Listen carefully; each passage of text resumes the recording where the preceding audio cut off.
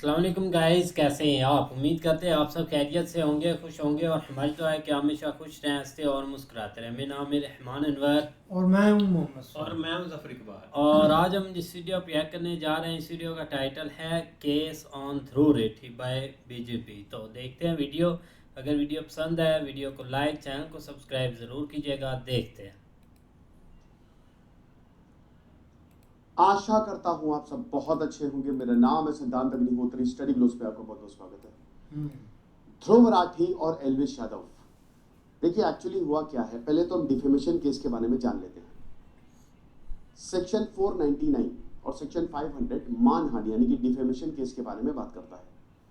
Section 499 ये कहता है कि अगर आपने किसी तरीके से शब्दों से, साइन से, विजिबल रिप्रेजेंटेशन से अगर किसी की प्रतिष्ठा या किसी के मान सम्मान को ठेस पहुंचाई तो आपके ऊपर मानहानि केस लगता है। सेक्शन 500 ये बोलता है कि आपको 2 साल तक की सजा हो सकती है। आपको याद होगा कि राहुल गांधी को 2 साल की सजा हुई थी, डिफेमेशन केस हुआ था उनके ऊपर। काफी बवाल हुआ था फिर बाद में, क्योंकि एक बार आप जेल चले गए तो आपका मेंबर ऑफ पार्लियामेंट का स्टेटस भी छिन जाता है। उसके बाद फिर वो वापस आए, उसको क्वैश किया कोर्ट ने, जो हायर ऑर्डर आया, राइट। तो अब ये होता है डिफेमेशन केस। अब वैसे तो 2 तरीके के डिफेमेशन केस होते हैं, एक तो सिविल और दूसरा क्रिमिनल।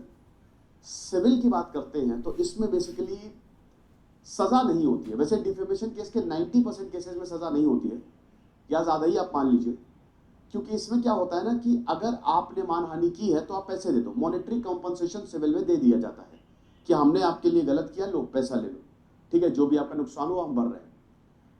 हाँ, अगर क्रिमिनल है तो सजा दी जाती है। आप समझ रहे? अब ये कई बार फंडामेंटल राइट्स के साथ कॉन्फ्लिक्ट होता है। आर्टिकल 19 कहता है कि भाई फ्रीडम ऑफ स्पीच है, लेकिन आर्टिकल 19(2) कहता है कि देखिए कंटेम्प्ट ऑफ कोर्ट और डिफेमेशन रीजनेबल रिस्ट्रिक्शंस है। फ्रीडम ऑफ स्पीच का मतलब नहीं कि कुछ भी बोलेंगे आप, तो एक तरीके से कॉन्स्टिट्यूशनली वैलिड है, ये सुप्रीम कोर्ट ने भी बोल दिया है। अब ये है पूरा कानून डिफेमेशन केस पे। ध्रुव राठी और एल्विश यादव कहां इसमें फंस गए? देखिए, ध्रुव राठी जो है इस समय सबसे कंट्रोवर्शियल और सबसे बड़े यूट्यूबर है। इंफॉर्मेटिव वीडियोस बनाते हैं, साथ ही साथ सरकार पे निशाना साधते, सरकार से सवाल पूछते रहते हैं, ठीक है ना। तो क्या हुआ कि एल्विश यादव ने एक वीडियो बनाया था ध्रुव राठी के ऊपर कि भाई कुछ ऐसा है कि आपने जो काम किया है वो देश के खिलाफ है। एक एंटी इंडिया वीडियो, मतलब एंटी नेशनल है, एंटी बीजेपी, विद फैक्ट्स के साथ एल्विश यादव ने बताया था कि आपकी गलती कितनी बड़ी है, ये लोगों से आप एसोसिएटेड हैं, ठीक है। उसके बाद ध्रुव राठी ने 2 दनादन वीडियो डाल दिए, जिसको 24 मिलियन लोगों ने अभी तक देखा। वैसे कंबाइंड तो तकरीबन 5 करोड़ लोगों ने देख चुके हैं दोनों वीडियो को मिला के। तो आप ये समझिए कि अब ध्रुव राठी तो ठहरे, तो उन्होंने एक तरीके से फैक्ट्स के साथ, विद फैक्ट्स के साथ एल्विश यादव के एक जो भी उन्होंने बताया उसको काउंटर किया। तो ये सब कुछ हुआ। अब ध्रुव राठी ने अपने पहले वीडियो में, जो उन्होंने शायद 7 जुलाई को डाला था, उसमें यह बोला कि जो नरेंद्र मोदी हैं उन्होंने अपने घर में 150 सोशल मीडिया इन्फ्लुएंसर्स को बुलाया। अब जब इन इन्फ्लुएंसर्स को बुलाया तो इसमें से एक थे सुरेश नकवा। उन्होंने 2-3 तजिंदर बग्गा, एक कोई अनिकेत करके, और ये सुरेश नकवा, इन सबका नाम लिया। सुरेश नकवा मुंबई यूनिट के बीजेपी के स्पोक्स पर्सन है, यानी कि बीजेपी के कद्दावर नेता हैं। तो अब क्या हुआ कि इन्होंने बोला कि ये अब्यूजिव, मतलब एक तरीके से जो गाली देने वाले और ट्रोल्स को, जो ट्रोलिंग करते हैं दूसरों की, उनको नरेंद्र मोदी सम्मान दे रहे हैं। तो जब ये हुआ तो भाई सुरेश रखवा ने कहा कि ऐसा तो हम सहेंगे नहीं, हमारे ऊपर ऐसे कैसे आरोप लगा दिया। अब देखिए ध्रुव राठी, यही स्वाति मालीवाल वाला केस हुआ था। ध्रुव राठी एक बड़े यूट्यूबर है, वो कोई भी वीडियो बनाएंगे तो मिलियंस में, करोड़ों लोग देखते हैं। तो स्वाति मालीवाल वाला जब केस हुआ था तो स्वाति मालीवाल ने भी यही कहा था कि जब उन्होंने, ध्रुव राठी ने एक शॉर्ट्स बनाया था तो यहाँ पे बोला था कि आप, मतलब मैंने आपसे कांटेक्ट करने की कोशिश की बट आपसे कांटेक्ट नहीं हो पाया, बट आपके वीडियो की वजह से मुझे डेथ थ्रेट्स आ रहे हैं, मुझे धमकियां आ रही हैं। यही सुरेश रखवा का भी कहना है।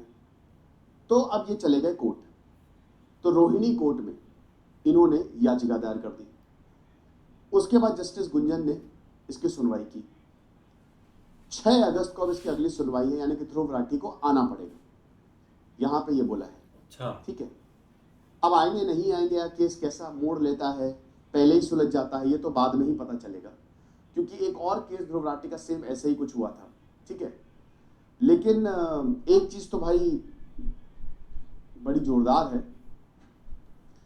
कि यहां अगर आप देखो तो बड़े बड़े यूट्यूबर्स के बीच में काफी कंट्रोवर्सीज हो रही है। हालांकि मैं हमेशा आपको यही बोलता हूं कि जो ज्ञानी है आप उन्हीं को फॉलो करें, और जो ज्ञानी है आप उनसे बिल्कुल कोसों दूर रहें।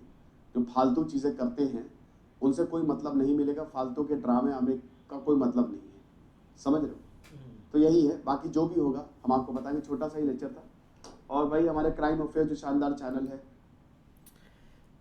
बिल्कुल यार, सर ने काफ़ी अच्छी इन्फॉर्मेशन दी है और इसमें कोई शक नहीं है कि एक जब भी वीडियो बनानी होती है ना, तो उसमें काफ़ी ज़्यादा एक ना दूसरा एक निकल आते हैं, मतलब फैक्ट्स होते हैं कि अगले को एक ना एक्सपोज करना होता है कि वो कितना झूठ बोल रहा है, उसके किस किस के साथ लिंक हैं, तो वो क्या क्या करता है। अब देखा जाए तो एक काफ़ी लंबी जो है ना अलविश यादव ने वीडियो बनाई थी, जिसमें उन्होंने काफ़ी ज़्यादा जो एक ध्रुव रेठी को लेकर ना एक बहुत सारी इन्फॉर्मेशन दी, उनके किन के साथ लिंक है, किन के साथ वो मिलकर काम कर रहे हैं, कहाँ से उनको इन्फॉर्मेशन आ रही है, कौन उनको बता रहा है, कौन इनके एक मैनेज कर रहा है, कौन एक पैसे दे रहा है। मतलब काफ़ी ज़्यादा उन्होंने ना एक एक आरोप उन पर लगाए थे, या सच था या फैक्ट्स के साथ वो उन्होंने अपनी तरफ से सारे फैक्ट्स ही बताए थे।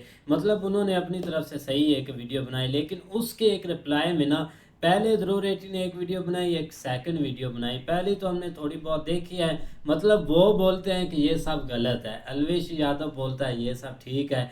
इसी वजह से उसने इधर केस किया और इधर से ध्रुव रेड्डी पर हो गया, ये भी दोनों साइड से हो गया। नहीं, बाकी सही बात है। एक अलवेश का इधर कोई मामला नहीं कि अलवेश ने केस किया। ये एक बीजेपी का एक मतलब के मेंबर था। एक ट्विटर पर पहले तो एक एक ध्रुव ने एक पोस्ट की थी उस पर कि ये एक नरेंद्र मोदी जी उनको फॉलो करते हैं, जो कि मतलब के अब्यूज़ मतलब के गाली निकालते हैं और ऐसे लोग हैं। लेकिन आगे से वो भी बंदा उसने भी काफ़ी एक मतलब के ध्रुव को एक बोला।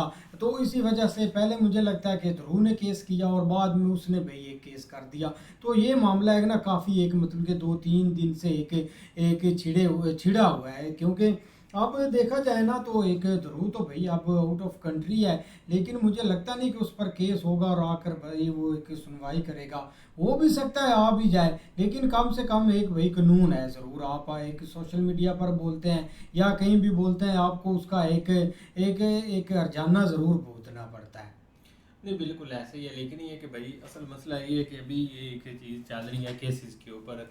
अगर ट्वीट्स देखें एक उसके एक ज़रूर है तो वो हर एक के ऊपर केस कर रहा है, लेकिन ये कि दूसरी साइड की तरफ देखें तो वो भी केस कर रहे हैं। मतलब ये कि बात अब केसों की तरफ निकल तो गई है, अब देखो इसका एक रिजल्ट क्या निकलता है। लेकिन लोगों को जो सबसे ज़्यादा एक वेट है ना, वो है भाई एलविश के एक रिप्लाई का। उसने एक दो वीडियो उसने तो बना दी हैं एक रिप्लाई में, लेकिन देखने वाला होगा जब एक एलविश उधर से एक रिप्लाई करेगा, वो एक काफ़ी देखने वाला होगा। क्योंकि बाकी भी एक लैंग्वेज वगैरह या एक वो चीज़ें चलती रहती हैं। जब उसने एक रोस्ट किया तो उसमें उसने भी की, इधर जो है ना अब इसने किया तो इसने भी रोस्ट की, तो ये चीज़ें। लेकिन ये कि बेसिक जो है ना वो आप अभी तक रिजल्ट कोई नहीं निकल रहा, क्योंकि उसने भी फैक्ट के साथ एक उसको एक जो है ना वो सबके सामने एक रखा कि ये चीज़ें हैं, लेकिन इसने भी इधर से फैक्ट के साथ रखा।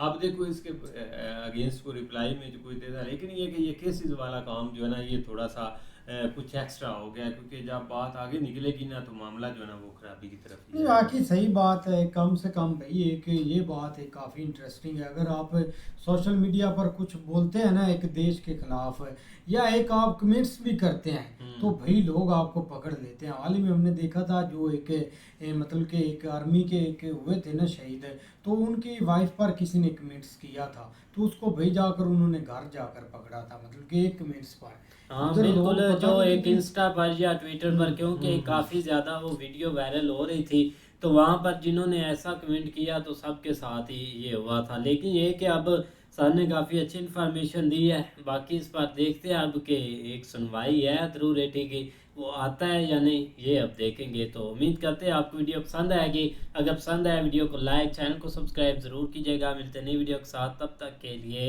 अल्लाह हाफिज़।